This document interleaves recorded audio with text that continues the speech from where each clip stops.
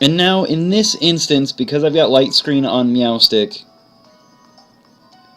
he probably is the one that I want to lead out with most often. Ninetales is out, probably going to be Drought. Frillish, I don't play against that much. Miltank is just a bulky all-around Pokemon. We already know how I feel about Miltanks in general. Already been there, done that. Rotom, usually pretty special defensive bulky. That's usually the way that they run. Good with Will-O-Wisp, Paralysis, Volt Switch, Hydro Pump. But I did see in the chat that he said that he was running an Assault Vest, Rotom. So, all-out attacker. So probably T-Bolt, Volt Switch, Hydro Pump, and I don't know what the other one's going to be. I don't know. Usually those are the only 3 moves that you're going to see out of him. So we'll see what he's going to bring. Maybe like an Energy Ball or something, if he gets that. I imagine it's got to be something like Energy Ball. Honchkrow. Honchkrow, what do I remember about Honchkrow yesterday? I saw him in the doubles. Either way, we're going to lead out with Meowstic for now, because a lot of this team seems very special attacky. It's 3-3. I'm not terribly worried about Miltank's attack. Cincino's a little bit of a worry, but we should be alright with most of the Pokemon that we can switch in against it. So I think we're alright. Alright, so, hello everybody, this is DKG's Avos. My neck hurts, and I'm going to be whiny about it. We got our first battle today against King Willie. And I know that I can't do that much, but let's see, we're going to throw up the screens on Meowstic straight away, just because I want Meowstic to be able to survive for a little bit. This is a bold-natured max defense Meowstic. I was basically running him to try and go toe-to-toe with a Klefki, but just being that little bit faster. The dual screens I don't have. I just have light screen on him. But now that we see that Dark Pulse is coming out, like I said earlier when I was picking everything out, I did know that this was Assault Vest going into this. It's an interesting setup, but it doesn't change the way that I would have opened up at all. But seeing how little that's really done to Meowstic, even with that Dark Pulse, I am going to go ahead and go into some swagger here. Try and get him. I'm going to raise his attack, confuse him, hopefully do some damage to him, and then I've got some Dark Pulse of my own because I am faster than him.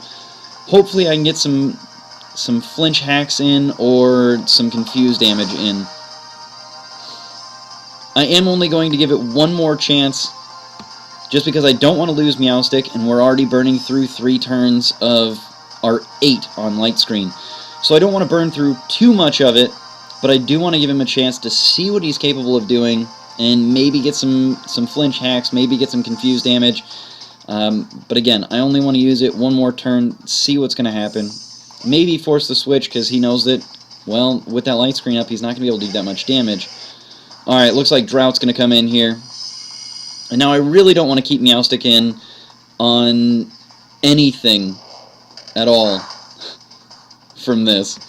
Not with Drought up, not with the kind of special attacking that you're going to see out of Ninetales. Now, what I was saying before with like Charizard Y, I don't want to bring in either Scizor or Azumarill because I don't really think it's going to come in handy very well. Unfortunately with Nidoking, he's not as good of a special defender as we might want, and then Gengar. So I guess actually our best option here is probably going for T-Wave and just paralyzing and setting up on it a little bit. At least we've set it up so that it's not going to be able to sweep through too much. Oh, but it's got a Lumberry, doesn't it? Oh, that sucks. But he did go for a Will-O-Wisp, kind of predicting the switch there. So we did get at least a little bit lucky. He's not playing it straight up, just trying to burn whatever comes in, because the best choice that we had to come in was going to be something wonky. Now, he could predict the T-Wave coming back out again, switch into Rotom, but again, I just want to force it. I want to force the issue a little bit. If he's going to let me set this thing up, we're going to be even better. Fantastic. I really don't want to switch in on anything like this that's just going to be stupid crazy. So we're going to try and set up on it, see what we can do. It is paralyzed. We can make it confused. Meowstic is going to go by the wayside, but hopefully we can keep it alive just long enough to keep that light screen up. If we can burn out our light screen a little bit, because there's nothing on my team I really want to sacrifice to the Ninetales gods. Nothing. Not a single thing.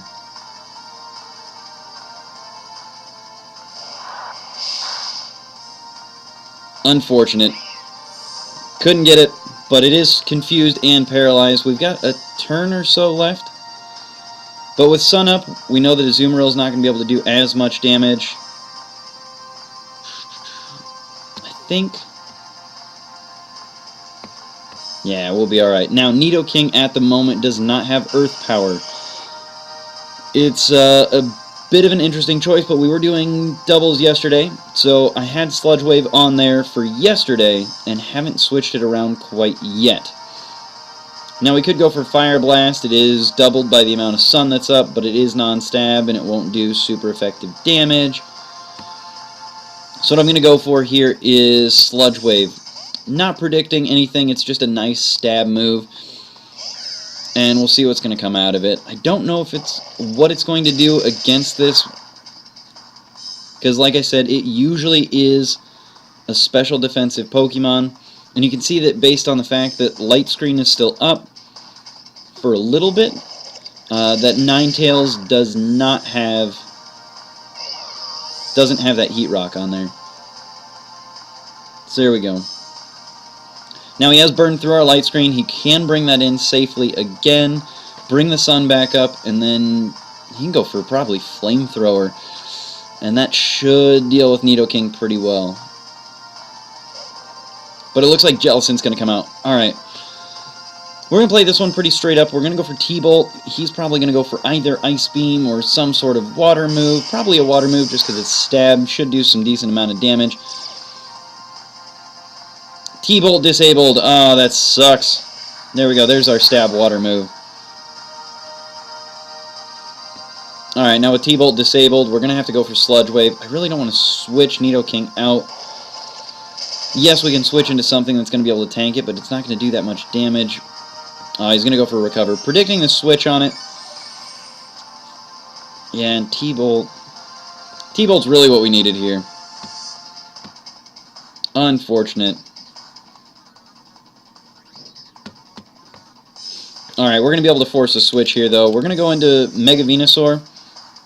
We're going to go into Venusaur, Mega, and do a little bit of damage. This is going to absorb that Brine, which, based on what we saw before, there was no reason for him to pick a different move.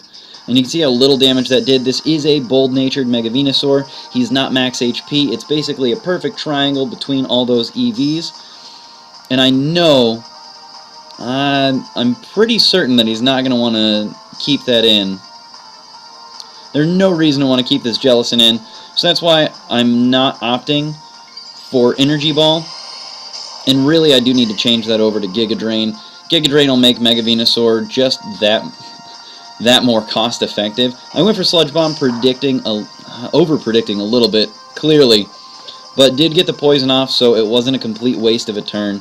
And it looks like Will-O-Wisp is going to try and force Mega Venusaur out of here, just because it's going to do a little bit of damage every turn. It's going to force me to use Synthesis a little bit more, but thankfully it doesn't reduce my special attack stat, as it would reduce my attack stat by half. Ugh. But the nice thing about being burned is that now if I'm confused, I'm going to do less damage to myself. Alright, but with that poison damage, everything else, we should be good.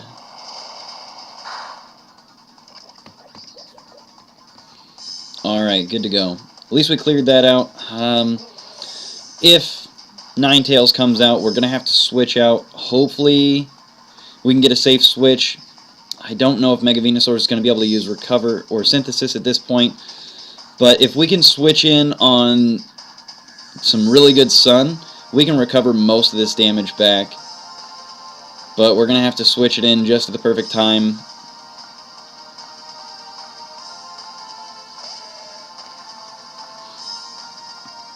Alright, Alright, Miltank is not something that we want to deal with. Not at this point. Not with this. Alright, what are our options here? What is Miltank going to go for? He could go for a stab normal move. That would be really effective. He could go for a rock move. Rollout in particular. Could go for, well, a lot of things.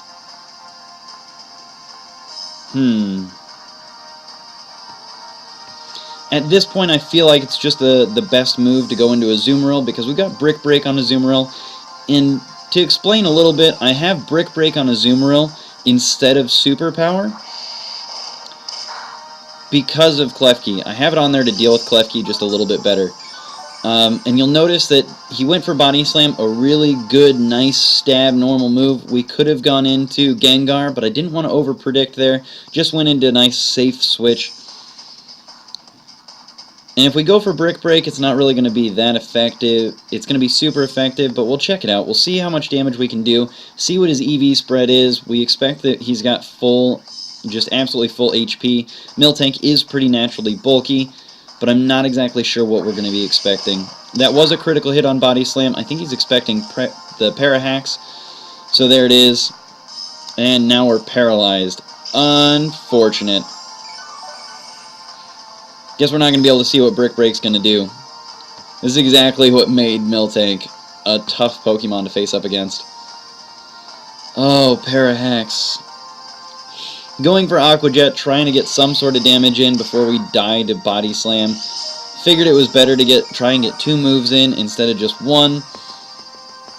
Because I don't feel like Brick Break's really going to be as effective. Play Rough might have been a good choice, but apparently 3 times in a row we're getting paralyzed. And that's just the end of it. It's unfortunate, but RNG is RNG.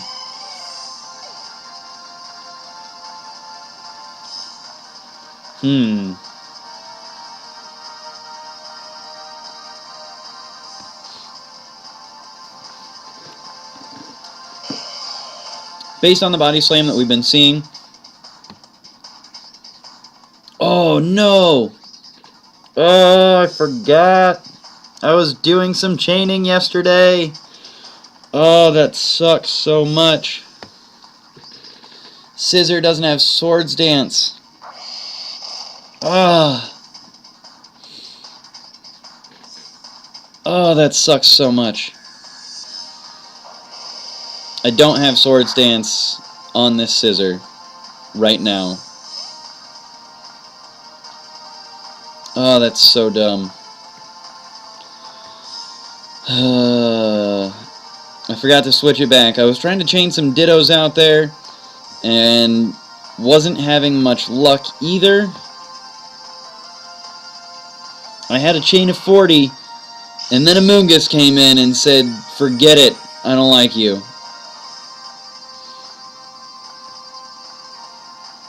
Oh, that sucks. Now, he's at about half health, so I'm assuming this is a pretty safe bet to go into Gengar and deal with Focus Blast. I'm assuming he was going for a Focus Miss, or maybe expecting me to over-predict and go for something else, like a Stab Shadow Ball or something, but I wasn't going for it. Wasn't biting on it. Wasn't going to deal with it. Now, with Honchkrow in and around, I really don't want to leave Gengar out. That's just a big threat to him. I'm still really mad that Azumarill wasn't able to get a shot in Edgewise, but it is what RNG is. It's part of the game. I'm just really disappointed that it couldn't fight through the paralysis. I'm going to go ahead and go back into Scizor, try and get something done. Yes, Sucker Punch is going to hurt a little bit, but I'm not going to leave Gengar in with basically max everything and only special attacks. I'm not going to leave him in against something like that. Ninetales is going to come in. It is paralyzed. Sun did come in. Oh, this is a perfect setup. I went for U-turn because it was going to do neutral damage, neutral stab damage against a dark flying Pokemon. And on that note, I did get a safe switch into whatever I was going into because he switched in. Now is exactly what I wanted. I've got a burned Venusaur, which sucks, but it's alive. And I've got a paralyzed Ninetales. So that means that I'm going to be able to get Synthesis off I'm going to recover a lot of HP back because the sun is shining and I'm using Synthesis. But the question is, how much damage is Flamethrower going to do? It's going to do double damage because of the sun. Boom. Alright, awesome. We're going to be back up to max HP. After one more Synthesis, we should be good. Fantastic. Oh, the sun. Thank you, sun. Now, the reason that I knew that I could keep Mega Venusaur in, I figured he'd be able to take a shot just because he does have thick fat, which reduces the amount that fire moves are going to do by half. So it makes neutral damage on any fire and ice move. So I'm going to go for Sludge Bomb here. I don't think that it's going to be able to resist. It stayed alive, but it's paralyzed. Boom! Got him. We're going to have to go for Synthesis one more time just to keep him alive for whatever else comes in. But Ninetales is taken care of. We're good to go. Fantastic. That was the exact play that we needed. That was the exact move that we needed. We needed to make sure that we got Mega Venusaur in on paralyzed Ninetales to make sure that he survived. You'd think that I'd planned that out from the absolute beginning, but I hadn't. Now that the fire is gone, it's not going to do as much damage. It is still going to deal with Venusaur in one more shot, but we're okay. Oh, what a good turn of events.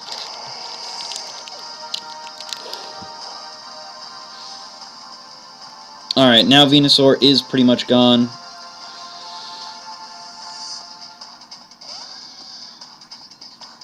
Oh, man. If he goes for Brave Bird, anything, then Mega Venusaur's gone. But Brave Bird's going to do recoil damage. Should deal with Venusaur from there. I think it's going to do like 25 damage, maybe. No, not even. Maybe like 12. It sucks that we give him the Moxie, but... oh, man. Moxie with Life Orb.